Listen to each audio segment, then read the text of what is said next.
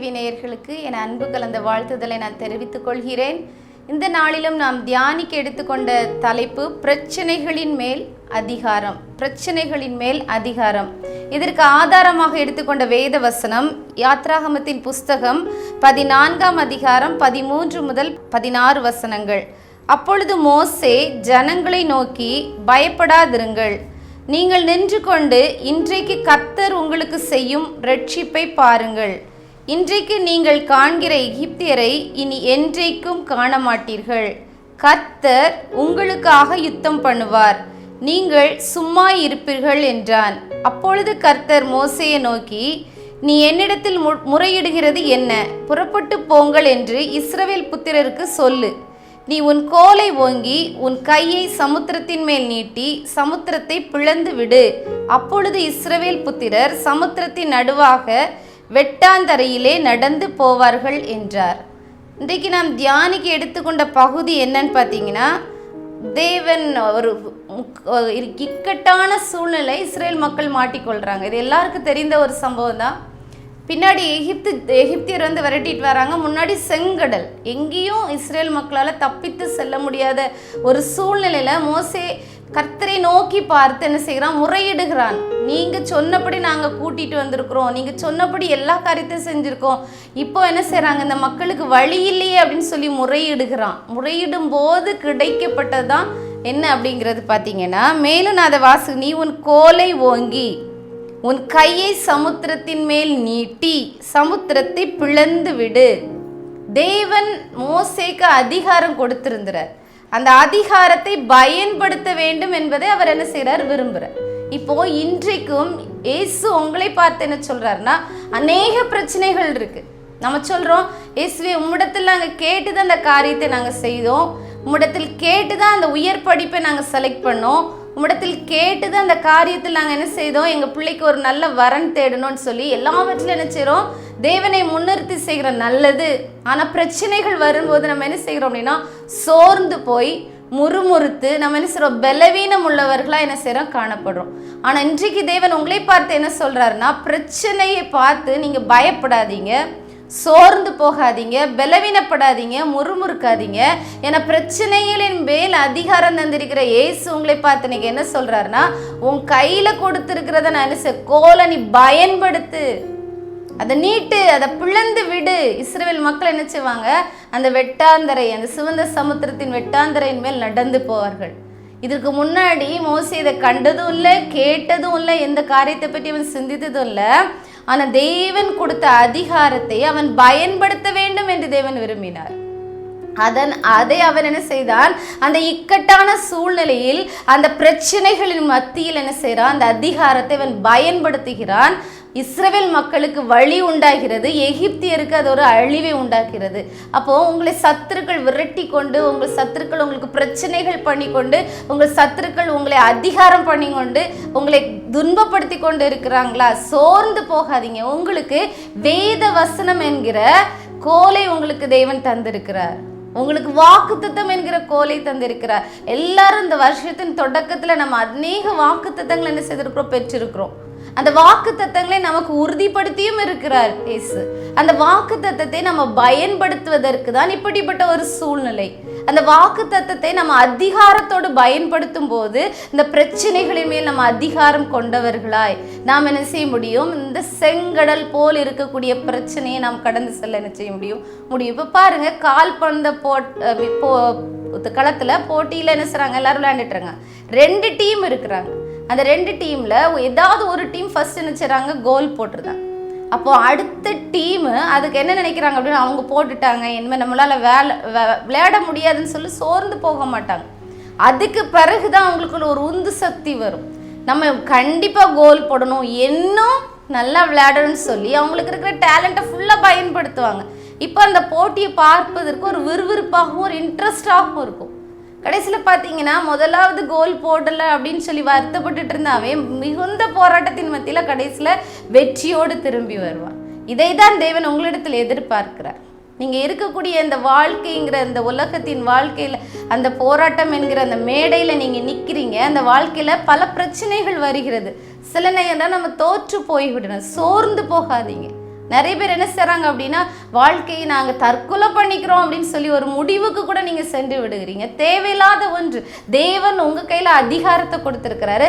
அதை பயன்படுத்தாதவாறு நம்ம என்ன செய்கிறோம் அப்படின்னா விலகி இருக்கிறோம். நீங்கள் அப்படி செய்யவே கூடாது. தேவன் உங்களுக்கு அழகாக வேதாகமத்தை கொண்டு உங்களுக்கு என்ன செய்ற விளக்கி கூறுகிறார். அது செங்கடல் போன்று இருக்கிற பிரச்சனையாக இருக்கலாம், இல்லை எரிகோ கோட்டையை போல ஒரு பிரச்சனையாக இருக்கலாம், அதில் புரண்டு வருகிற யோர்தான் வெள்ளம் போல என்ன செய்யலாம் இருக்கலாம். ஆனால் எல்லா பிரச்சனைகளுக்கும் தீர்வு கொடுத்தாரு தேவன். சில நேரம் துதிக்கிறோம், சில நேரம் என்ன செய்கிறோம் அப்படின்னா, கோட்டையை சுற்றி நம்ம துதித்து கொண்டு வரும்போது அந்த எரிகோ கோட்டை தகர்ந்து விழுந்தது. பரிசுத்தப்படுத்தி அவங்க ஆசாரியர்கள் அந்த யோர்தான் அந்த நதியில போய் நிற்கும் போது அது அப்படின்னு செய்யுது, கரை புரண்டு ஓடிக்கொண்டு இந்த யோர்தான் அப்படியே பின்னிட்டு போகுது.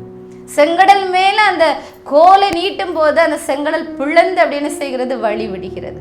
அப்போ உங்கள் வாழ்க்கையில் எப்படிப்பட்ட பிரச்சனைகளை நீங்கள் ஃபேஸ் பண்ணிட்டு இருக்கீங்களோ, அந்த பிரச்சனைகளுக்கு நீங்கள் என்ன செய்ய வேண்டும் என்பதை நீங்கள் வேதாகமத்தை தியானித்து பாருங்கள். தேவன் உங்களுக்கு கொடுத்திருக்கிற வாக்குத்தத்தத்தை தியானியுங்கள். அதன்படி தேவன் கற்று தருகிறதை நீங்கள் என்ன செய்கிற பயன்படுத்துங்க, பயப்படாமல் பயன்படுத்துங்க. பாருங்க, ஒரு அக்கினி ஒன்று தான். அந்த அக்கினிக்கு முன்னாடி 2 பொருள் நம்ம பயன்படுத்துகிறோம். ஒன்று மெழுகு. மெழுகு அக்கினிக்கு முன்னாடி எப்படி இருக்கும், உருகி போயிடும். ஆனால் இதே இது அடுத்த பொருள் என்னென்னா களிமண். அந்த களிமண்ணை அக்கினிக்கு முன்னாடி இருக்கும்போது அது இன்னும் திடமாக ஸ்ட்ராங்காக மாறும். தேவன் உங்ககிட்ட என்ன எதிர்பார்க்கிறார் அப்படின்னா, அந்த அக்கினிக்கு முன்பாக நமக்கு போராட்டம் போன்ற பிரச்சனைகள் போன்ற சூழ்நிலை இருக்கும்போது, தேவன் நம்ம மத்தியில் இருக்கும்போது, நம்ம பக்கத்தில் இருக்கும்போது நம்ம என்னென்ன செய்வோமோ பலப்படுவோமா, இன்னும் நம்ம என்ன செய்வோம் தைரியப்படுவோம். அந்த பிரச்சனைகளை மேற்கொள்ளக்கூடிய தைரியமும் பலனும் அதிகாரத்தையும் தேவன் நமக்கு என்ன செஞ்சிருக்கிறார், தந்திருக்கிறார். சோர்ந்து போகாதீர்கள். ஓடுகிற நாயை பார்த்தா என்ன செய்யுமா, துரத்துகிற நாய்க்கு எப்படி இருக்குமா, ரொம்ப கொண்டாட்டமாக இருக்குமா. அது போல தான் பிரச்சனையை பார்த்து நீங்கள் ஓடுறீங்களா, நீங்கள் ஓடுற உங்களை பார்த்து சாத்தான் எப்படி இருப்பான் அப்படின்னா ரொம்ப சந்தோஷப்படுவான். தயவு செய்து பிரச்சனைகளை பார்த்து போராட்டங்களை பார்த்து பயந்து அந்த இடத்த விட்டு ஓடாதீங்க. அந்த இடத்துல நின்று தேவன் உங்களுக்கு கொடுத்திருக்கிற வாக்குத்தத்தத்தை பயன்படுத்தி அந்த இடத்தில் ஜெயத்தை நீங்கள் பெற்றுக்கொள்ள முடியும். உங்கள் கையில் தான் அதிகாரம் இருக்கிறது. செங்கடலை பிளப்பதற்கு உள்ள அதிகாரத்தை தேவன் மோசேக்கு கொடுத்திருந்தார். மோசே அந்த அதிகாரத்தை பயன்படுத்த வேண்டும் என்று சொல்லி அவர் ஆசைப்பட்டார். அவன் அப்படியே முறையிடுறான், நாங்கள் என்ன செய்யணும் அப்படின்னு சொல்லி கேட்கும்போது, சார் நீ கோலை நீட்டு, அதை பிளந்து விடு அப்படின்னு சொல்லி தேவன் கட்டளை கொடுக்கிறார். அவன் செய்கிறான். அப்போ நம்மக்கிட்ட இருக்கிற அதிகாரத்தை நாம் பயன்படுத்த வேண்டும் என்று இக்காலகட்டங்களில் தேவன் உங்களிடத்தில் எதிர்பார்க்கிறார். அன்பான தேவ பிள்ளைகளை, நம்ம எத்தனை பேர் இந்த பிரச்சனைகள் போராட்டங்களின் மத்தியில் தேவன் எனக்கு ஒன்றும் செய்ய மாட்டேங்கிறார் அப்படின்னு சொல்லி புலம்பிக்கிட்டு இருக்கீங்களா, முறுமுறுத்துட்டு இருக்கீங்களா, சோர்ந்து போய் இருக்கீங்களா, பலவீனப்பட்டு இருக்கீங்களா, உங்கள் சத்துருக்குளங்களை பார்த்து நகைக்கும் போது அப்படியே உங்களை எள்ளி நகையாடும் போது அப்படியே உங்களை கூனி குறுகி இருக்கீங்களா, பயப்படாதீங்க. உங்ககிட்ட தான் இருக்குது ஆயுதம், உங்ககிட்ட அதிகாரம் இருக்குது. அதை பயன்படுத்தும் போது நீங்கள் வெற்றியை காண்பீர்கள். மோசேட்ட கடவுள் கேட்குறாரு பாருங்க, என்ன கேட்குற, உன் கையில் இருக்கிறத என்ன அப்படின்னு சொல்லி யாத்ராகமம் 4ஆம் அதிகாரம் 2ஆம் வசனத்தில் அவர் கேட்கிறத நம்ம பார்க்குறோம். கர்த்தர் கேட்குறாரு, உன் கையில் இருக்கிறது என்ன அப்படின்னு சொன்னார். ஆடு மாடுகளை மேய்த்து கொண்டு இருந்த மோசே அந்த காலகட்டத்தில் கோல் இருக்குது அப்படின்னு சொல்கிறோம். அப்போ அந்த கோல் எதற்கு அப்படி வச்சுருந்தோம் அப்படின்னா, தன் சுயத்தின்படி அந்த ஆடு மாடுகளை மேய்ப்பதற்காக, தன் சுய திட்டம் சுய எண்ணத்தை அந்த கோல் என்ன செய்கிறது குறிக்கிறது. இப்போ நம்ம நிறைய நேரம் என்ன செய்கிறோம்னா, நான் படிச்சிருக்கிற படிப்பு, எனக்கு இருக்கிற அறிவு, எனக்கு இருக்கிற ஞானம், எனக்கு இருக்கிற பேச்சு திறமை, எனக்கு இருக்கிற டேலண்ட், எனக்கு இருக்கிற பர்சனாலிட்டி அப்படின்னு சொல்லி நமக்கு நாமே ஒரு சுய கோட்டை என்ன செஞ்சுக்கணும், எழுப்பிக்கணும். அந்த சுயத்தை நாம் கீழே போட வேண்டும். அதான் சொல்ற, அந்த கோலை நீ கீழே போடு அப்படின்னு சொல்ற உடனே அவன் போட்டுருதான். அது எப்படி ஆகுது அப்படின்னா சர்ப்பமாக மாறுகிறது. அப்போ நம்ம சுயம் தேவனுடைய சித்தத்தை நாம் நிறைவேற்ற முடியாத வண்ணம் என்ன செய்கிறது, நம்மை அப்படியே ஆட்டி படைக்கிறது. நம்ம அதை தேவனுடைய பாதத்தில் போடும்போது அவர் சொல்றார் வாழப்படி அப்படிங்கிறார். எதுக்கு தலையை பிடிக்க சொல்லலை, தலையை தேவன் சிலுவையில் என்ன செய்தார், நசுக்கினார். சாத்தானின் தலையை நசுக்கினார், அந்த விஷப்பலை பிடுங்கி போட்டுட்டார். நமக்கு அதனுடைய வேலை கிடையாது, வாழை தான் பிடிக்க சொல்கிறார். அது திருப்பி பழையபடி கோலை வருது. இப்போ அந்த கோல் அற்புதத்தின் கோலாகவும் அடையாளத்தின் கோலாகவும் கண்மலையிலேருந்து தண்ணீர் பிறப்பிக்கிற ஒரு கோலாகவும், அந்த கோலை அப்படி நீட்டி வானத்துக்கு நேரம் அப்படி தூக்கி இருக்கும்போது இஸ்ரேல் மக்களுக்கு ஜெயத்தை கொடுக்கிற ஒரு கோலாகவும், செங்கடலை பிளக்கக்கூடிய ஒரு கோலாகவும் என்ன செஞ்ச இஸ்ரேல் மக்களை வழிநடத்துகிற ஒரு கோலாகவும் மாறிவிட்டது. இன்றைக்கு நாம் எப்படி இருக்கிறோம்? நமக்கு தேவன் அதிகாரம் தந்திருக்கிறாரு. அந்த அதிகாரத்தை நாம் சுய சித்தத்தின்படி, சுய எண்ணத்தின்படி அந்த அதிகாரத்தை பயன்படுத்தும் போது அதுக்கு எந்த பவரும் இருக்காது. ஆனால் அதை தேவனுடைய பாதத்தில் நம்ம சமர்ப்பித்து நீங்கள் தான் எனக்கு எல்லாம் அப்படின்னு சொல்லும்போது அது மீண்டும் தேவன் அதை தாராரு. எப்படி அப்படின்னா பலப்படுத்தி தாரார். இப்போ அது அற்புதத்தின் கோலாக இருக்கிறது. இப்போ நீங்கள் அந்த பாதத்தில், தேவனுடைய பாதத்தில் உங்களை முற்றிலுமாக அர்ப்பணித்து விட்டு எழும்பி இந்த காரியத்தை செய்யின்னு சொல்லும் போது நீங்கள் நிறைய பேருக்கு சாட்சியை எழும்பி நிற்பீர்கள். நீங்கள் உங்களே உங்கள் கண்ணால் நம்ப முடியாது அவ்வளோ பெரிய காரியங்களை உங்கள் வாழ்க்கையில் நீங்களே என்ன செய்வீங்க. அந்த அதிகாரத்தை தேவன் உங்களுக்கு தர. இன்றையிலிருந்து அதை நீங்கள் செயல்படுத்தி பாருங்க. இயேசு உங்களை பார்த்து தான் சொல்கிறார், நான் உனக்கு அதிகாரம் தந்திருக்கிறேன், உன் சுயத்தை என்னுடைய பாதத்தில் போட்டுவிடு, நான் உன்னை பலப்படுத்துவேன், உன்னுடைய பலவீனத்தில் என்னுடைய பலன் பூரணமாய் விளங்கும் என்று உங்களை பார்த்து சொல்லுகிறார். எல்லாருக்கும் பலவீனங்கள் உண்டு, எல்லாரும் சோர்ந்து போகக்கூடிய காலகட்டங்கள் உண்டு. ஆனால் தேவன் சொல்ல, என்னுடைய பலன் உனக்கு பூரணமாய் விளங்கும்.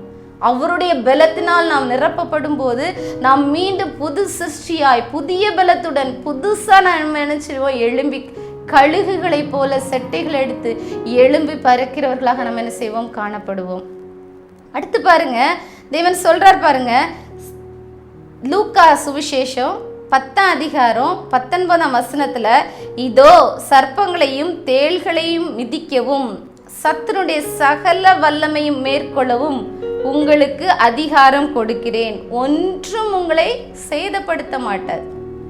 நிறைய பிரச்சனைகள் போராட்டங்கள் வரும்போது நான் இப்படி போயிடுவேன், நான் சேதமடைந்து விடுவேன், எனக்கு வேற வாழ்க்கையில் எனக்கு அடுத்து வேலையில பதவியில முன்னேற்றம் கிடையாது, எனக்கு உயர்கல்வி கிடையாது, எனக்கு இவ்வளவுதானா அப்படின்னு சொல்லி நீங்க நினைத்து கொண்டு இருக்கும்போது தேவன் உங்களுக்கு தந்திருக்கிற அந்த அதிகாரத்தை நீங்க பயன்படுத்தும் போது இதெல்லாம் நீங்க என்ன மிதித்து ஜெயம் எடுப்பீங்க. ஆனா ஒன்றும் உங்களை என்ன செய்யாது, சேதப்படுத்தாது.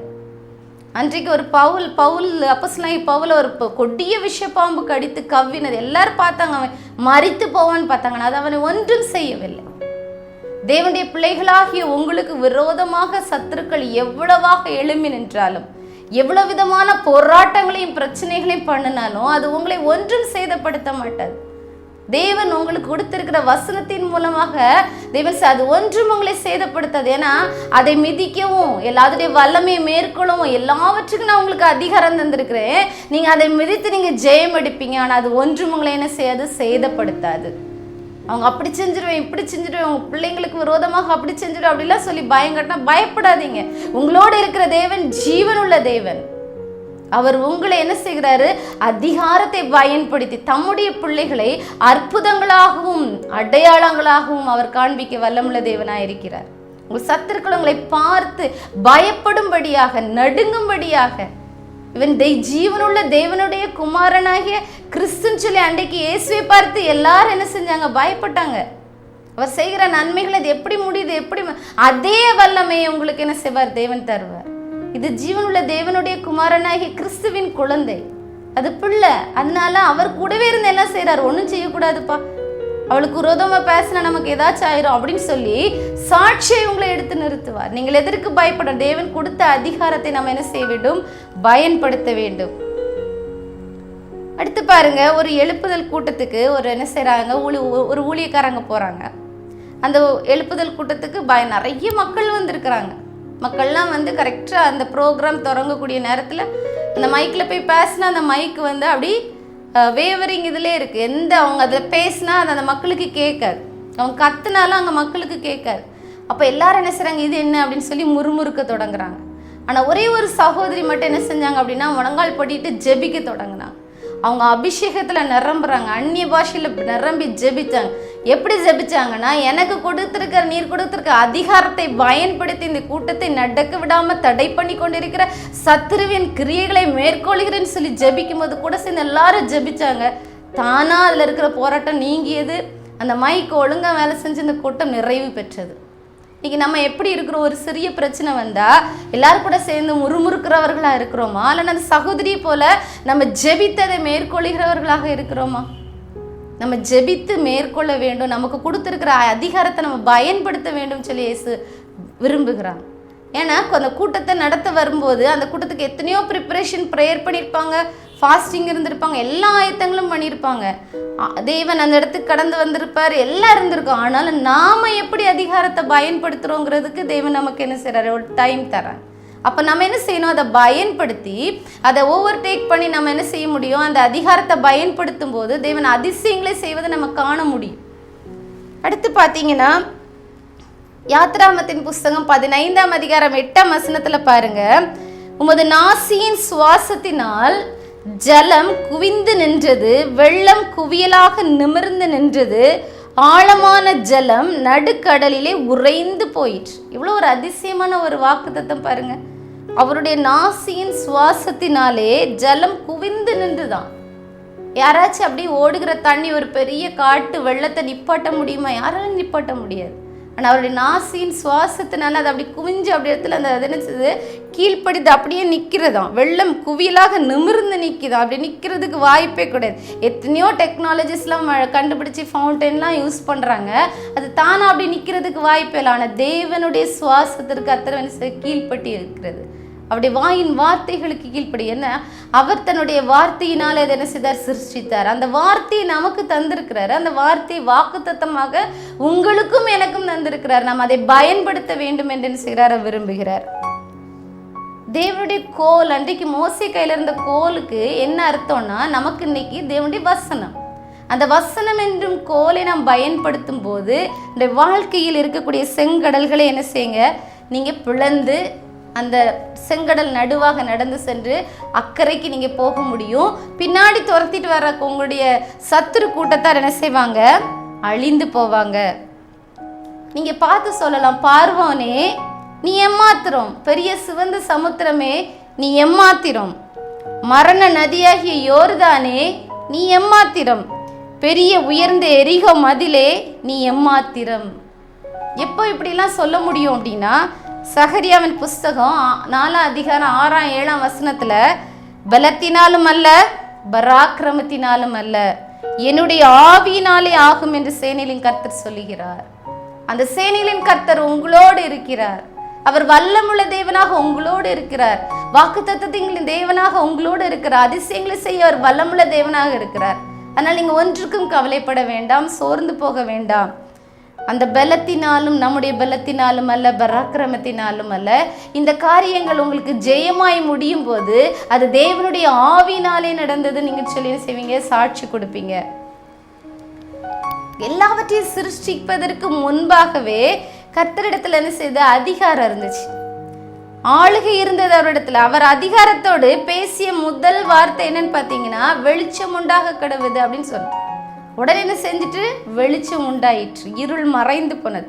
சூரிய சந்திரன் நட்சத்திரங்களை எல்லாவற்றையும் என்ன செய்தாரு, படைத்தார். தன்னுடைய வாயின் வார்த்தைகளால் என்ன செய்தார், படைத்தார். ஆனால் மனுஷனை பாருங்க, அவர் சிருஷ்டிக்கும் போது அவர் தம்முடைய சாயலாக தம்முடைய ரூபத்தை கொடுத்து ஆளுகையும் என்ன செய்கிறாரு, கொடுத்து அவனை அதிகாரம் உள்ளவனாக என்ன செய்கிறாரு, சிருஷ்டிக்கிறார். அவர் சிருஷ்டித்தது மட்டும் இல்லை, ஆதியாகமத்தின் புஸ்தகம் 1ஆம் அதிகாரம் 28ஆம் வசனத்தில் பாருங்க, நீங்கள் பலுகி பெருகி பூமியை நிரப்பி அதை கீழ்ப்படுத்தி சமுத்திரத்தின் மச்சங்களையும் ஆகாயத்து பறவைகளையும் பூமியில் மேல் நடமாடுகிற சகல ஜீவ ஜந்துக்களையும் ஆண்டு கொள்ளுங்கள் என்று சொல்லி தேவன் அவர்களை ஆசீர்வதித்தார். எல்லாத்தையும் ஆண்டு கொள்ளுங்க, உங்களுக்கு அதன் மேலே அதிகாரம் தந்திருக்கிறேன் அப்படின்னு சொல்லி மனுஷனை படைத்தார். எப்படி படைத்தார், தமது சாயலாகவே சிருஷ்டித்தார். அவனுக்கு எல்லாவற்றையும் தான் இதற்கு முன்பாக படைத்த அனைத்தையும் ஆளும் அதிகாரத்தை கொடுத்து அவனை ஆசீர்வதித்தார். அப்போ மனிதர்களாகிய நாம் தேவனால் ஆசீர்வதிக்கப்பட்டவர்கள். அவர் நமக்கு கொடுத்த அதிகாரத்தை பயன்படுத்த நம்மிடத்தில் அவர் எதிர்பார்க்கிறார். நாம் அதெல்லாம் வச்சுட்டு, எசப்பா எனக்கு அற்புதம் செய்ய மாட்டீங்களா, அடையாளம் செய்ய மாட்டீங்களா, என் கூட வர மாட்டீங்களா, என் கூட எல்லாம் அவர் இருக்கிறார், எல்லாம் தந்திருக்கிறாரு. ஆனால் நாம் என்ன செய்யணும், அந்த அதிகாரத்தை பயன்படுத்த வேண்டும் அப்படின்னு சொல்லி என்ன செய்கிறாரு, பார்க்குறாரு. மோசேயின் கையில் இருந்த கோல் கர்த்தர் கொடுத்த அதிகாரத்தை செயல்படுத்த ஒரு கருவியாக காட்சியளித்தது. இன்னைக்கு உங்ககிட்ட விசுவாசியின் நாவிலிருந்து பிறக்கக்கூடிய ஒவ்வொரு வார்த்தையும் எப்படிப்பட்டதா இருக்கிறது, ஒரு அதிசயத்தை செய்கிற, ஒரு அற்புதத்தை செய்கிற, ஒரு அதிகாரமுடைய வார்த்தையாக வர வேண்டும் என்று அவர் என்ன செய்கிறார், ஆசைப்படுகிறார். அப்ப விசுவாசிகளாகிய நாம், தேவ பிள்ளைகளாகிய நாம், தேவன் பிரச்சனையை பார்த்து நாம் பயப்படவே கூடாது என்று சொல்லி நம்முடைய வாயின் வார்த்தைகள் எப்படிப்பட்டதாய் இருக்க வேண்டும்? அதிகாரம் உள்ளதாய், தேவனுக்குள் அதிகாரம் உள்ளதாய் நம்ம என்ன செய்ய வேண்டும்? இருக்க வேண்டும். அதிகாரத்தின் வரிசையை பார்த்தீங்கன்னா, ஃபர்ஸ்ட் உலகத்தை சிருஷ்டிப்பதற்கு முன்பாக அந்த அதிகாரம் எப்படி இருந்துச்சுன்னா, முதலாவது அதிகாரம் தேவனிடத்திலும், பின்பு பிரதான தூதனிடத்திலும், பின்பு மற்ற தூதர்களிடத்திலும் இருந்துச்சு. ஃபர்ஸ்ட் பிதாவிடத்துல இருந்துச்சு, அப்புறம் பிரதான தூதர்கள், அப்புறம் தூதர்கள். மனுஷனை சிருஷ்டித்த பின்பு முதல் அதிகாரம் கர்த்தருக்கு, இரண்டாம் அதிகாரம் யாருக்கு கொடுத்திருந்தாருன்னா தாம் சிருஷ்டித்த மனுஷனுக்கு, மூன்றாவது தான் பிரதான தூதனுக்கு, பின்பு தான் மற்ற தூதர்களுக்கு. அப்போ தாம் சிருஷ்டித்த மனுஷனுக்கு தமக்கு அடுத்தபடியான அதிகாரத்தை என்ன செய்திருந்தாரு? கொடுத்திருந்தார்.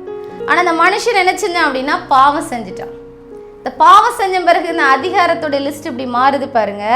முதலாவது யார் இருக்கிற? கர்த்தர் இருக்கிறார். ரெண்டாவது யார் வந்துட்டா அப்படின்னா, அந்த அதிகாரத்தின் லிஸ்ட்ல சாத்தான் வந்துட்டான்.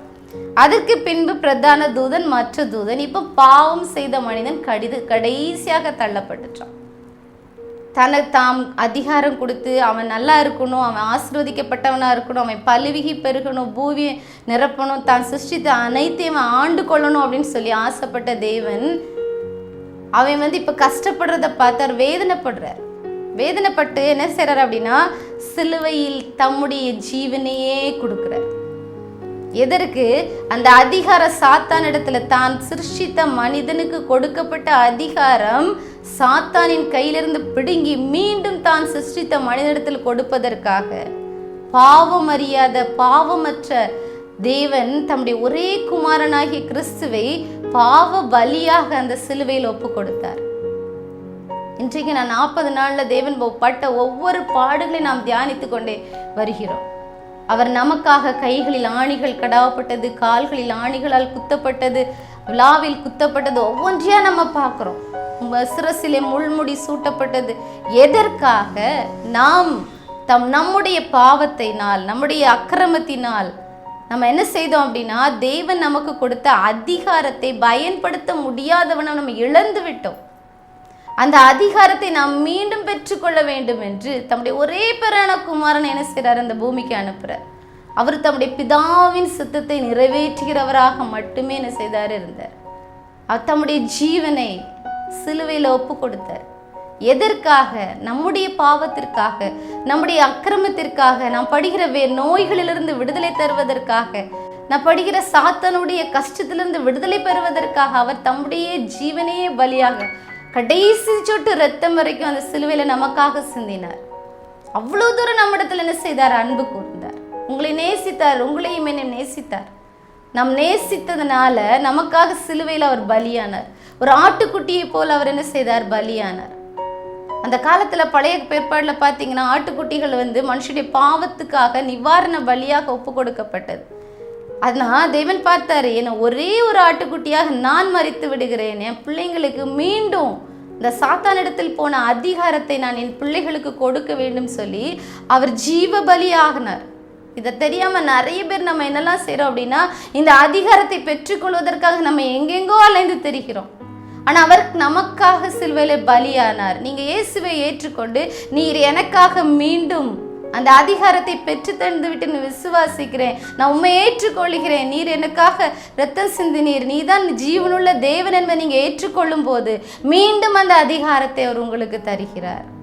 இப்போ அந்த அதிகாரத்தின் வரிசையை பார்த்தீங்கன்னா, அவருடைய அதிகாரத்தின் வரிசையில கர்த்தர் என்ன செய்றாரு? முதலாவதும், இரண்டாவது ரட்சிக்கப்பட்ட தேவ பிள்ளைகள், மூன்றாவது யாரு? பிரதான தூதன், அதற்கு பிறகு மற்ற தூதன், நான்காவதாக சாத்தான், ஐந்தாவதாக பாவத்தில் ஜீவிக்கும் மனிதன்.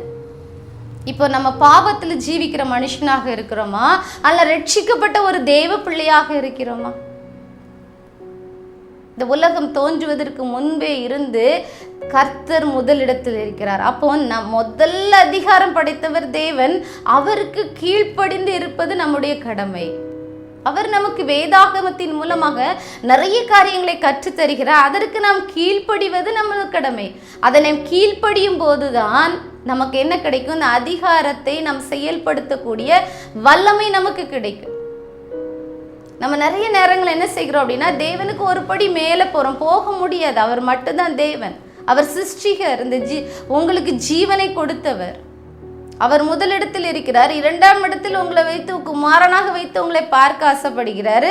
நாம் என்ன செய்கிறோம்? பாவம் செய்து கடைசி வரிசையில் போய் என்ன செய்கிறோம்? நின்றுட்டு என்னால் ஒன்றும் செய்ய முடியலையே, எனக்கு இப்படிப்பட்ட ஒரு பிரச்சனை வருது, எனக்கு இப்படி செய்ய முடியலையே, நான் மாண்டு போவது நல்லது அப்படின்னு சொல்லி நம்ம என்ன செய்கிறோம்? வருந்தி கொள்கிறோம்.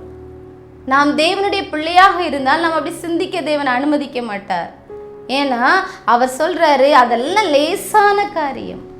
அவருடைய பிள்ளைகளுக்கு இந்த உலக போராட்டங்கள், பிரச்சனைகள் அனைத்துமே அது ஒரு லேசான காரியம். அவங்களுக்கு அது கஷ்டமாகவே இருக்காது. ஏன்னா அவங்க தேவனுடைய பலத்தினால் நிரப்பப்பட்டு இருக்கிறார்கள். அவங்களுக்கு வரக்கூடிய பிரச்சனைகளை என்ன செஞ்சிட்டாரு? தேவன் சிலுவையிலே அறைந்து விட்டார். அதன் தலையை நசுக்கி விட்டார். வாளின் அதிகாரத்தை அவர்கள் கையில கொடுத்திருக்கிறாரு. அந்த கோல் போல என்ன செய்ய கொடுத்திருக்கிறாரு. அதை நீட்டும் போது, வேத வசனங்களை நம் வார்த்தையாக வெளியே நீட்டும் போது என்ன செய்யுது? விடுதலை கிடைக்கிறது. அதை நீங்க என்ன செய்யணும் அப்படின்னா பயன்படுத்த வேண்டும். இயேசு கிறிஸ்துவின் மேல் விசுவாசம் உள்ளவர்களாய் அவரை ஏற்றுக்கொள்ளும் போது உங்களுடைய பெயர் எங்க எழுதப்படுமா? ஜீவ புஸ்தகத்துல எழுதப்படுமா? அப்போ நாம் என்ன செய்யணும்? இயேசு கிறிஸ்துவை விசுவாசிக்க வேண்டும். அவர் இந்த மனுகுலத்திற்கு வந்தார், அவர் மரித்தார், ஜீவனோடு எழுந்தார், இன்றும் எனக்காக ஜீவனோடு இருக்கிறார். அவர் எனக்காக எல்லாவற்றையும் செய்ய வல்லவராய் இருக்கிறார். இந்த பிரச்சனைகளிலிருந்து என்னை விடுவிக்க வல்லவராய் இருக்கிறார். இந்த நோயிலிருந்து விடுவிக்க வல்லவராய் இருக்கிறார். இந்த சாத்தானின் பிடியிலிருந்து என்னை விடுவிக்க அவர் வல்லமுள்ள தேவனாய் இருக்கிறார்னு சொல்லி நம்ம விசுவாசிக்கும் போது, அவரை ஏற்றுக்கொள்ளும் போது நமக்கு என்ன செய்ய முடியும்? இதுல இருந்து விடுவிக்க முடியும். பெயரும் எங்க எழுதப்படும்? பரலோகத்தில் உள்ள ஜீவ புஸ்தகத்தில் எழுதப்படும். அது முதல் கர்த்தருடைய பிள்ளைகளாகும் அதிகாரத்தை உங்களுக்கு என்ன செய்கிறார்? தந்தருளி இருக்கிறார். பிசாசை துரத்தும் அதிகாரத்தை உங்களுக்கு என்ன செய்ய தந்திருக்கிறார். பிசாசை என்ன செய்யுங்க? துரத்தணும். மத்தேயு 18ஆம் அதிகாரம் 18ஆம் வசனத்தில் பாருங்கள், பூலோகத்தில் நீங்கள் எவைகளை கட்டுவீர்களோ அவைகள் பரலோகத்திலும் கட்டப்பட்டிருக்கும். புலகத்திலே நீங்கள் எவைகளை கட்டவிழ்ப்பீர்களோ அவைகள் பரலோகத்திலும் கட்டவிழ்க்கப்பட்டிருக்கும் என்று மெய்யாகவே உங்களுக்கு சொல்லுகிறேன். இயற்கையில பாத்தீங்கன்னா மனுஷன் பிறந்துட்டான், எதை நோக்கி செல்றான்னு கேட்டா மரணத்தை நோக்கி செல்கிறான். இந்த உலகத்தின் பாடுகள், உபத்திரவங்கள்ல இருந்து ஒரு முடிவு பெற்று நித்திய வாழ்க்கைக்கு நேராக ஓடிக்கொண்டே இருக்கிறார். தேவன் உங்களை படைத்ததற்கான ஒரு நோக்கம் உண்டு. அந்த நோக்கத்துல நம்ம நிறைய பேர் எதுக்கு பயப்படுறோம் அப்படின்னா, மரணத்திற்கு பயப்படுகிறோம். அந்த மரணத்தின் மேல் அதிகாரமுடைய தேவன் நம்மோடு இருக்கும்போது நமக்கு எந்த பயமும் இல்லை. மரணத்தை கண்டு நம்ம பயப்பட போறதில்ல. அதற்கு பிற்பாடு இருக்கிற நித்திய ஜீவனை பார்த்து நம்ம என்ன செய்ய போறோம்? மன மகிழ்ச்சி அடைய போகிறோம். அப்போ இந்த நாள்ல நம்ம தியானித்தது என்னன்னா, பிரச்சனைகளை கண்டு நம்ம பயப்படக்கூடாது. பிரச்சனைகள் மேல் நமக்கு அதிகாரம் தந்திருக்கிற தேவனுடைய வாக்குத்தத்த வசனங்களை பயன்படுத்தி நம்ம என்ன செய்ய வேண்டும்? அதிலிருந்து விடுபட வேண்டும். இதை தொடர்ந்து அடுத்த வாரம் நான் செய்வோம், தியானிப்போம். கண்களை மூடி ஜெபிப்போமா? அன்புள்ள தகப்பனே, இந்த அருமையான வேலைக்காக நன்றியோடு துதிக்கிறோம். பிரச்சனையோடு போராட்டத்தோடு இந்த நிகழ்ச்சியை பார்த்து கொண்டிருக்கிற ஒவ்வொரு பிள்ளைகள் மேலும் அபிஷேகம் இறங்கி வரட்டும். தேவன் விடுவிக்கும்படிக்காக ஜெபிக்கிறோம். அவர்களுக்கு கொடுத்திருக்கிற அதிகாரத்தை அவர்கள் பயன்படுத்தி தகப்பனே, சாத்தானின் கிரியைகளிலிருந்து ஜெயத்தை பெற்றுக்கொள்ள ஒரு பிள்ளைகளாக நீங்க மாற்றுங்க. உமக்கு நன்றி. எல்லா துதி கன மகிமை உமக்கு செலுத்துகிறோம்.